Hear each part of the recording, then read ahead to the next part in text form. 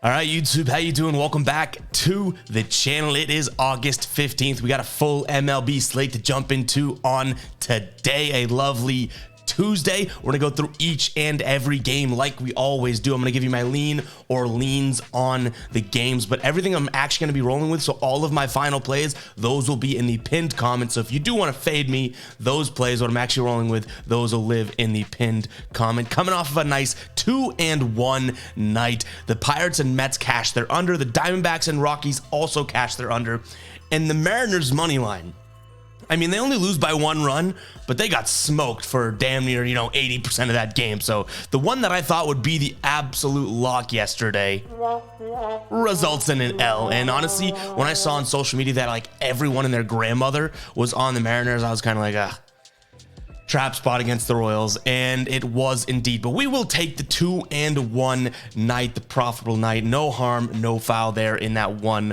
money line loss. We'll take the 2 unders that we cash. And in terms of our ride of the day, unfortunately, Christian comes in with a nice parlay that I loved. And honestly, I saw it and jumped on board with pretty quickly. Like I said, let's ride probably less than an hour after he posted his comment because I love this. Team total for Houston over 3.5, and then the team total for Atlanta over 4.5. for plus 162 in a parlay. We got to drop the womp there, Christian. Houston scores 1 run and ruins that. Atlanta scored enough runs for the both of them. I wish it worked like that. But guys, if you do want to be the hashtag ride of the day, all you got to use is hashtag ride of the day in the comments. Give me a nice little play. It could be a parlay, a player prop, anything like that, guys. And I'm jumping on board with one person's pick in the comments. And I'm going to give you a shout out in the next video, win or loss. If you win, we celebrate. We might give you a cha-ching sound effect, or we'll cheers, pumping some crowd noise. If you lose, you gotta face the womp like Christian just did. But yeah, use hashtag ride of the day in the comments. Guys, while you're down there, make sure to hit that like button and hit that subscribe button as well. We are grinding. It is up. We're up early today. The sun's not even up yet, but you know what? That's what we love, what we do, right? We're out here getting up early, giving you guys some picks, entertaining you guys. If you don't like my picks, you can fade me. And speaking of Fade Me, guys, if you have not checked out my Fade Me store, make sure to do so. We got a bunch of new products out there right now. I'm rocking the Fade Me Wiser tee, but we have this retro tee that I have been liking as of late. A lot of cool new products over there. Yeah, this Fade Me retro tee is absolutely fire, guys. If you do want to support me and support what we're doing here, make sure to check out the store. I have a link for that in the pinned comment. You can use the code FADE25 for today only to get 25% off your order. And yeah, if you've been watching for a while, I think it's about time you pick up a Fade Me tee. These things are really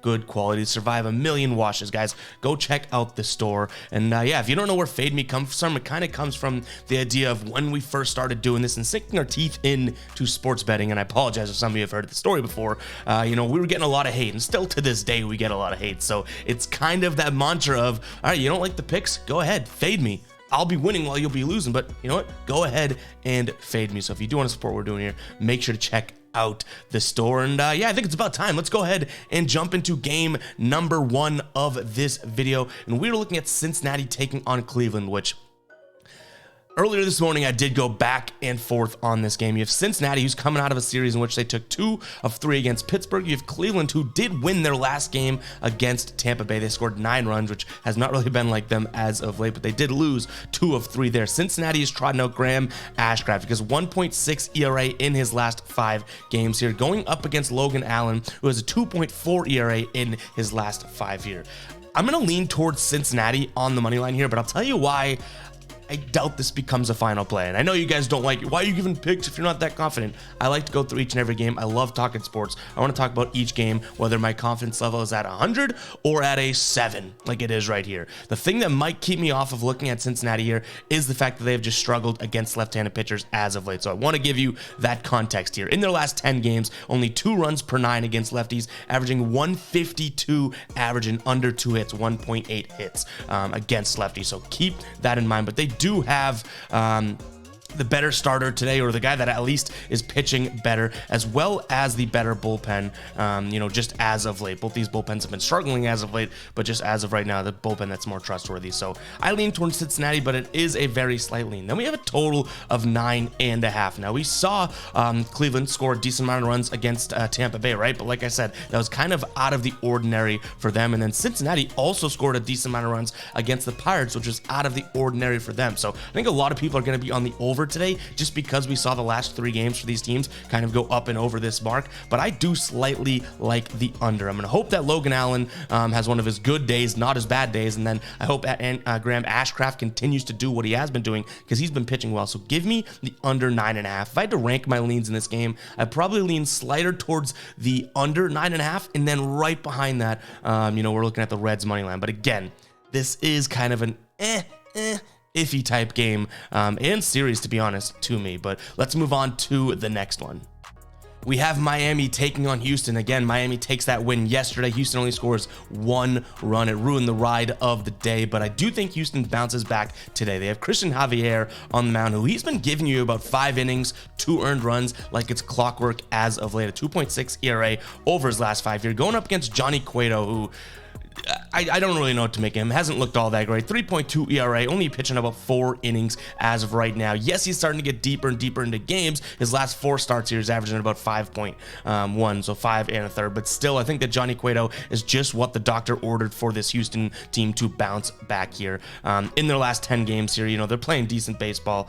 They've dropped 4 games, but they seem to always bounce back. They're yet to lose 2 straight in their last 12 games or so. So give me Houston on the money line here. In terms of the total 8.5, I have a feeling that this Miami offense is just heating up a little bit, okay? So Christian Javier, I don't necessarily think is going to go out there and shut them out.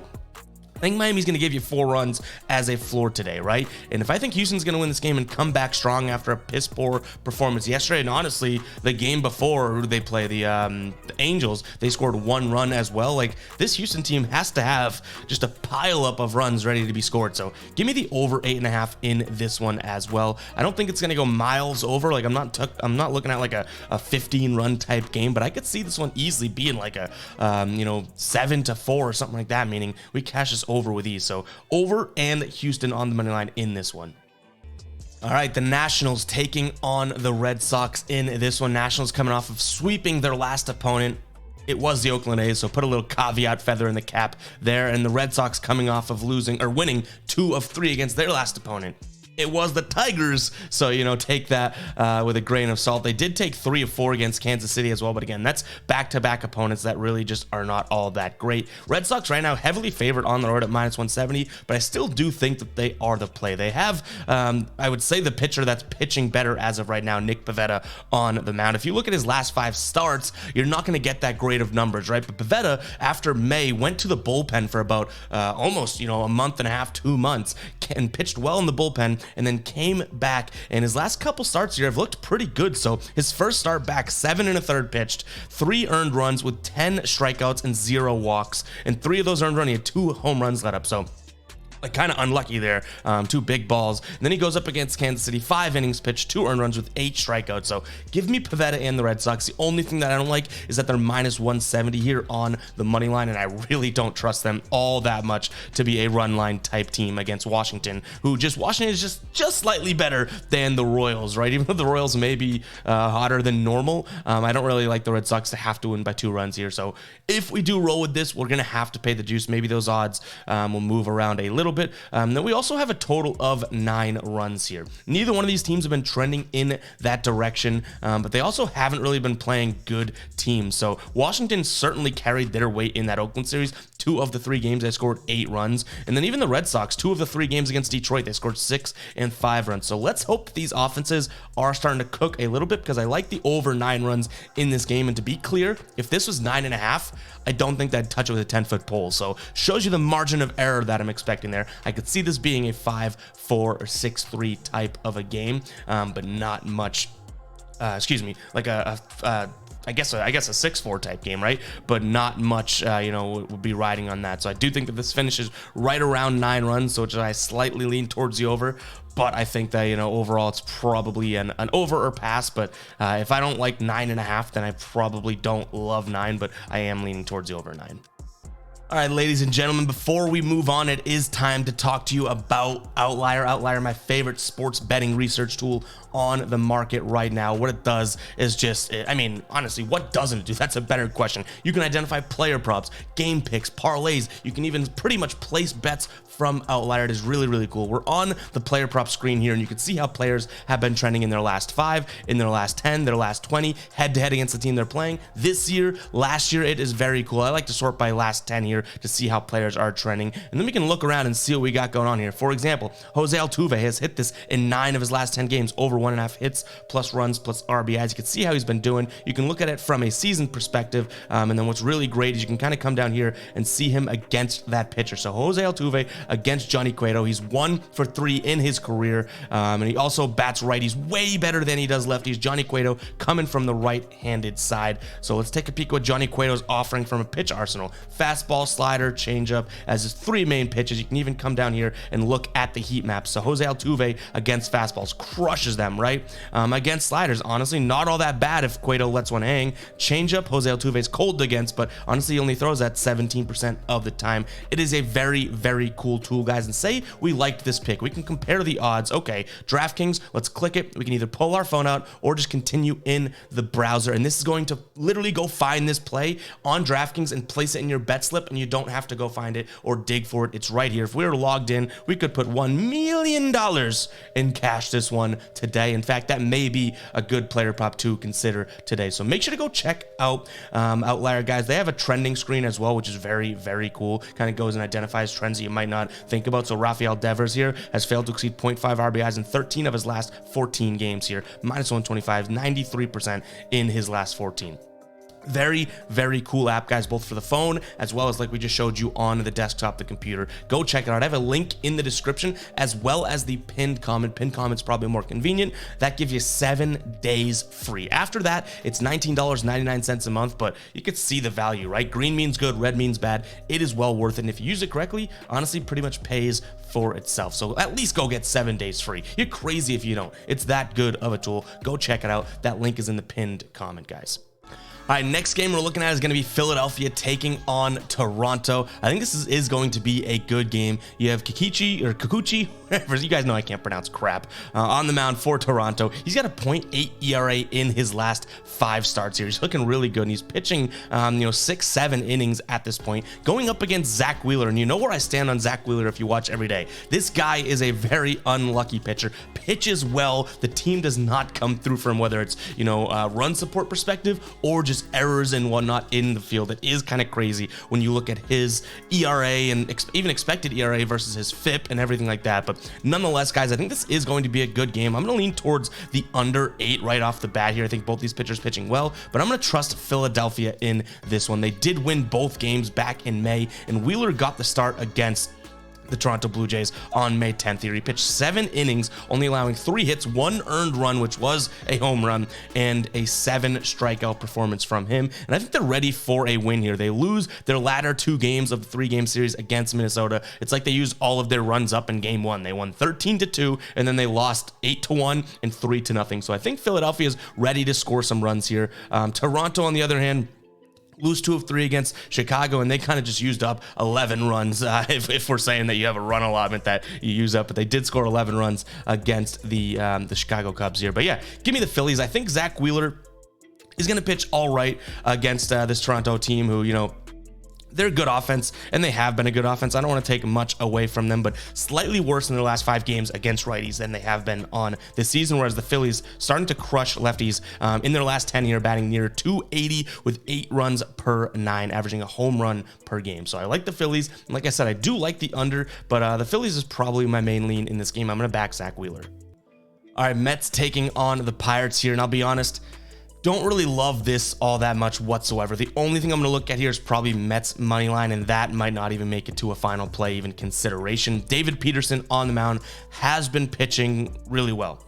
Not that many innings, but has been pitching well. 1.2 ERA over his last 5 here. Compared to on the season, we know that he has struggled here. 5.61 ERA on the season with a 1.61 whip. The whip hasn't dropped all that much. Still at over 1.4 in his last 3 starts, but nonetheless, going up against Bailey Falter, who I'm not going to sit here and truly back. So give me the Mets on the money line, but I don't love this altogether. We had the under in this game yesterday, but that was because it was set way up at 10, right? We're looking at a total of 9. So it's moved a full run here. So I don't really want to consider that either. They did end up scoring 9 runs yesterday, but either way, guys, I'm probably sticking away from this game altogether. So it's going to be Mets or pass for me.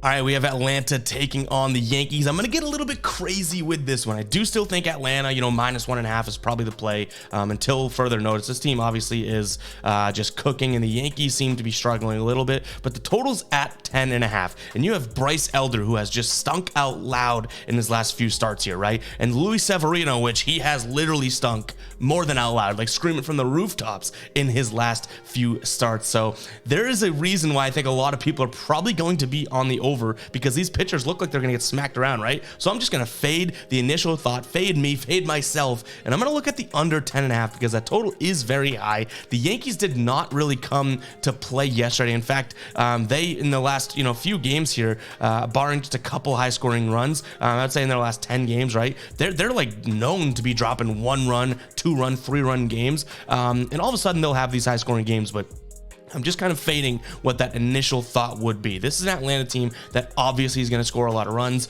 but Atlanta versus Severino, I think the public's going to be all over today. So I am going to kind of fade that and look at the under 10.5, which probably warrants a psycho alert alarm. So there we got it from the soundboard. But yeah, I mean, it's probably an Atlanta spot just because I do still think even with Bryce Elder struggling, he is the better pitcher. Severino has obviously struggled since being back. And yeah, guys, maybe I'm crazy, but I'm looking at the under 10.5 in this game. Pretty psycho, but yeah, under 10.5. And you can get it on some sports books at 11. I don't have access to those books, but the fact that it's moving that quickly down to 10.5 kind of shows you a lot of people are, or I think books are afraid that a lot of people could take an under here, which kind of makes me feel a little bit more comfortable with this pick as well, because the public's going to be on the over, but all of a sudden books are starting to adjust. It's like, okay, all right, let's chill out a little bit here. All right, the Twins taking on the Tigers here. Minnesota, like we talked about, won 2 of 3 against Philly, and the Detroit, like we talked about, lost 2 of 3 against Boston. These two teams just played one series removed from one another, right? And Detroit won the last 3 of 4. So I have to believe that Minnesota comes in here with a little bit of a revenge mindset and mantra in the locker room. They do have Bailey Ober on the mound too. I'm not gonna lie, I like the pitcher. He's been up and down in his last 5 starts here with a 3.4 ERA. The team, though, is 3-2 in his last 5. He has pitched against Detroit twice this season, first being a 6 innings pitched game, 5 hits, 3 earned runs, 8 Ks with only 1 walk. That was a Minnesota win 6-3. And then just earlier, this was the series that we just talked about. He did pitch 5 innings pitched, let up 11 hits in a 4-run earned run effort with 9 strikeouts here. Detroit won that one 9-5. So this has been a guy that, has pitched or bad against Detroit, but I'm going to give him one last chance here. Give me the Twins on the money line. The issue with this is you're looking at -185, which that means if you're on the Detroit side of things, don't let me talk you off it, because a lot of juice is to be paid here for Minnesota on the money line. They're going up against Alex Faedo, who I feel like we don't really ever know what we're going to get from him, which is why I don't really want to back him. I should make a shirt that says Faedo me, because I'm fading him today. So give me Bailey Ober and the Twins on the money line. Whether or not it becomes a final play, still TBD, because that is a lot of juice to be paying. And in terms of the total here, 8.5 runs is what we're looking at. So if we go back to the series that we just saw here, 2 of those games went over, 2 went under. In the games that Bailey Ober pitched here was a 9-5 game. So then Alex Faedo pitched, I think, in that same exact game. That was a 9-5. So maybe they run it back with this exact same, pitching matchup. So give me the over. That is obviously, if you can't tell my voice, a very slight lean based on just last game. All right, St. Louis taking on Oakland here. Dakota Hudson is on the mound for St. Louis. We don't know who is pitching for Oakland just yet. St. Louis, massive favorites in this one. Updated past this graphic, actually, at -235. The total is still sitting at 9 runs. Yesterday, St. Louis wins 7-5, and they probably end up winning this game again. Oakland, obviously not a very good ball club. They have lost here 6 of their last 7 games, and I expect them to do it again, but nothing that I'm really considering playing in this game. 7-5 seemed really high for yesterday, so maybe I look at the under 9 runs, but I doubt any final plays are going to be on this opposite of instant classic type of game. So apologies, kind of blow right through it, but don't really love much in this game other than a potential under. But even looking at what we saw yesterday could make that under something that we don't really consider that firmly. All right, Texas taking on the Angels. They win big yesterday, 12-0. This offense, I'm telling you guys, people are still sleeping on Texas, which is crazy to say at this point because they've kind of proven themselves. Yes, they'll have their bad losses here. Yes, the bullpen may blow some games, but like I talked about either in, I think it was yesterday's video, this bullpen's actually turned it around compared to where they were at the beginning of the year. Today, they have Jordan Montgomery on the mound. He's only had 2 starts with the team so far. They've won 1 and lost 1, but he's pitched okay. 6 innings pitched, 2 earned runs, kind of what you're going to get out of him, right? Going up against Lucas Frozen Yogurt Giolito here on the mound for the Angels. It's kind of funny, both of these teams pitching a guy that they acquired via trade, towards the deadline there, or maybe a little bit before, but nonetheless, I do still like Texas in this spot. -165 is what you're looking at for odds here over on BetMGM, and while I do expect the Angels to bounce back to some degree, which is why I like the over 9 as well, I don't think that Texas lets this one go. They're just the better team. They've won 8 of their last 10 games here, guys. They're playing very good baseball. I think they need a little bit of credit here, especially with a 12-0 win yesterday. So, you know what? Give me Texas on the money line. In terms of the total, like I said, I also like the over in this game because it's not like Texas is trotting out an ace in Jordan Montgomery. I could totally see the Angels being able to get to them. In fact, they have been decent against Angels on the year, against lefties on the year, batting .255. I want to give you the context. They've struggled, which is why I like Texas more than the Angels today. They've struggled against lefties in their last 10 and last 5, like terribly, batting .151 in their last 10 against lefties, and their last 5 batting .87. 87. Sounds so weird when we talk about batting average and it's less than 100, but nonetheless, guys, yeah, I still do like Texas in this spot, and the over, I'm hoping that the Angels kind of pull themselves out of a hole that they're in. But Texas money line, my main lean in this game, if I haven't said that enough so far breaking down this game. All right, we got the north side versus the south side here. Battle of Chicago. The Cubs at home here, taking on the White Sox. The Cubs favored in this one at -165. The total, not updated on the screen, but we do have a total now sitting at 8.5. On the mound for the Cubs is going to be Kyle Hendricks, who struggled a little bit as of late. Very inconsistent. Has some good starts there, has some bad starts. Did pitch against the Cubs earlier this season. Went 6 1/3, only 3 earned runs, and I say that because he has, had near a 3 ERA in his last 5 years, with 0 home runs allowed and 4 strikeouts. Going up against Touki Toussaint, who you really wouldn't say that the dude's pitched well since stepping on that mound this season. In fact, the White Sox here are 1-4 in his last 5 starts. He's got a 3 flat ERA over his last 5 as well, and in his last 3 starts here, he's got a 4.7 ERA. But it's not like Kyle Hendricks. Like I said, you don't really love what he's been doing. You don't know what you're getting out of him. In his last 3 starts, he's got a 6.19 ERA. So this is a tough one for me. It's probably Cubs or pass right now, just because I do think the Cubs are, or I know that they are the better team. And the White Sox have dominated this 10-game, their last 10 games versus one another dating back a couple of years. They're 6-4 in that, but the Cubs have won 4 of their last 3. So give me more of the recency, what have you done for me lately mindset. I'll take the Cubs on the money line here. And the total sitting at 8.5 runs.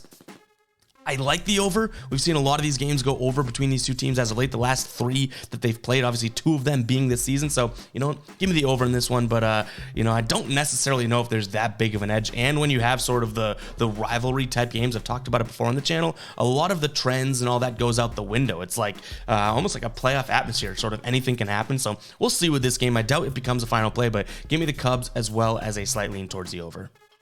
All right, Kansas City taking on Seattle here. Seattle catching the L yesterday. That was a final play of ours. And like I said, 7-6 looks like, oh, wow, they actually played well, right? No, they were down like 5-0, maybe even more when I sort of kind of tuned out of tracking it. But nonetheless, here I do like Seattle again, which maybe I'm crazy. Maybe one of you guys needs to talk me off it as I'm getting choked up talking about. That should be a sign here. But Kansas City's trotting out Jordan Lyles, and we call him Fady Lyles at times on the channel here. He's got a 3.4 ERA in his last 5 starts. But Seattle is pitching Emerson Hancock, who Hancock up. I don't really know much about him. Looks like he has 1 start on the season here. 1 earned runs through 5 innings pitched. I think he got his first start.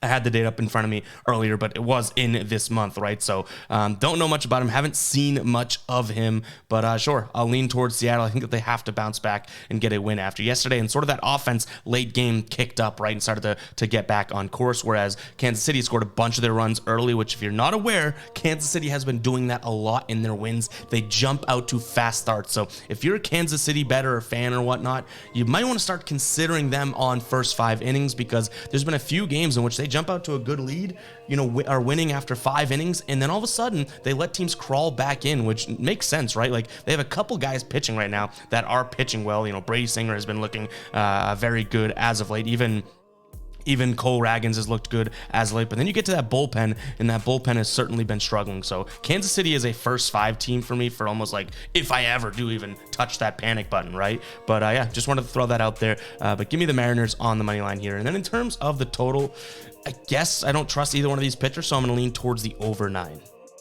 All right, Colorado taking on Arizona here. We don't know who is pitching, but I know where my head might go when we do have lines for this game. If they put the total at 11.5 again, we're probably going to take a peek at the under. Again, we don't have money line odds, run line odds, or even a total line for this game as of right now. But if, again, they put it near 11.5, I do take a peek at the under. It was 6-4 last night, so got a little, sketchy there, but still cashed the under, and I still do believe that this could be an under spot. So we'll see where this comes out at. Apologies, we're just up earlier than the lines come out. No big deal, credit to us for grinding, but yeah, keep an eye on the pin comment to see if we roll with anything in this game.